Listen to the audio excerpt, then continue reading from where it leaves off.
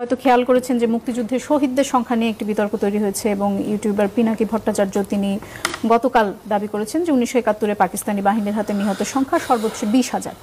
আর এদিকে আজ মাহবুব মোর্শেদ তিনি তার ফেসবুক স্ট্যাটাসে লিখেছেন যে সংখ্যা কমিয়ে লাভ কি, ফাইনালি এটা বলা যে মুক্তিযুদ্ধ আসলে হয়নি, যে যুদ্ধে 3 জন মারা গেছে সেটি আবার কেমন যুদ্ধ, কিন্তু তাড়াহুড়া করতে গিয়ে 3 লাখ থেকে 2,000-এ নামানোটা বেশি হয়ে গেছে। আরো অন্তত 50 বছর ধরে ধীরে ধীরে সংখ্যাটা কমাতে পারলে বিশ্বাসযোগ্য হতো, তবু ব্যাপার না, গুড ট্রাই। এই যে বাহাসগুলো তৈরি হচ্ছে মুক্তিযুদ্ধে নিহতের সংখ্যা, মুক্তিযুদ্ধে শহীদের সংখ্যা নিয়ে, এটাকে আপনি কিভাবে দেখেন? প্রথমত আমি এটা নিয়ে খুব বেশি কিছু বলতে চাই না, এই কারণে বলতে চাই না, আমি ওই ভদ্রলোককে বিকৃত মানসিকতার লোক মনে করি।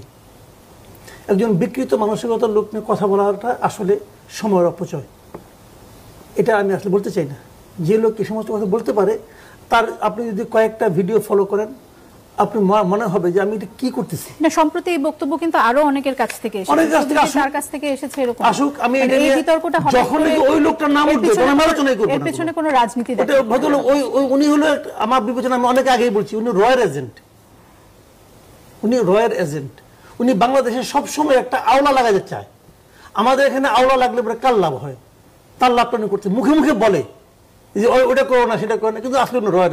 আমি একটা সিম্পল এক্সাম্পল দিয়ে শেষ করে দেবো, এটা নিয়ে আমি কথা বলবো না। সিম্পল এক্সাম্পলটা কি, উনি এই দেশ থেকে চোরাই পথে ভারতে ঢুকছেন, এর ভিডিও আমরা সবাই দেখছি।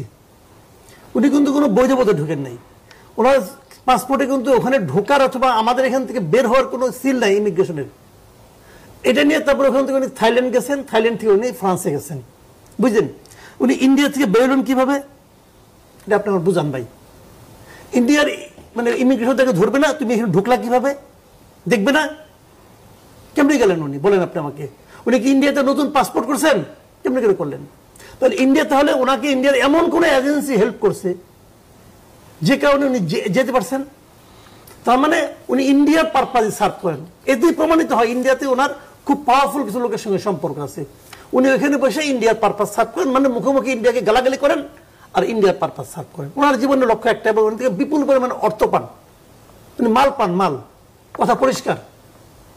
এইরকম বিকৃত মস্তিষ্কের এবং বিকৃত হয়ে যাওয়া, মানে বিকৃত মানে কয় রেকার আর কি, বুঝলেন না, বিকৃত হয়ে যাওয়া, বেঁচে যাওয়া, সোল্ড, এরকম লোক নিয়ে আমি কথা বলতে চাই না।